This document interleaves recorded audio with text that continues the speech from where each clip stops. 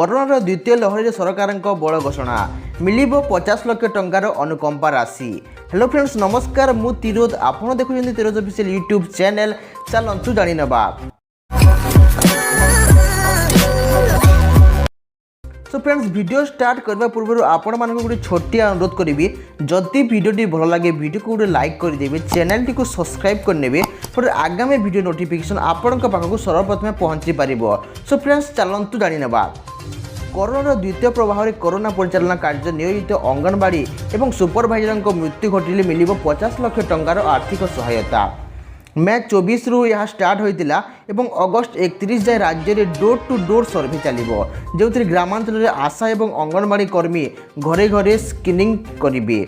फल कोरोना संक्रमण चिन्हट हो पारे और यार अधिक व्यापार रोक तेज यह कार्य नियोजित पर अंगनवाड़ी और सुपरभाइजर को भी अधिक संक्रमण होबार आशा रही। तेणु यहाँ दृष्टि रखी एपरी निष्पत्ति नि पूर्वर अंगनवाड़ी कोरोना योद्धा 50 लक्ष टंकार आर्थिक सहायता घोषणा कर अनुजाई मृत कोरोना योद्धा परिवार को यह आर्थिक सहायता प्रदान करा सहित सांबादिकों 15 लक्ष टंकार आर्थिक सहायता घोषणा कर राज्य सरकार। यह सहित यश बात जदि कौन विद्युत कर्मचारी मृत्यु हो जाए तेज से विद्युत कर्मचारी परिवार को मिल 10 लक्ष टंकार आर्थिक सहायता।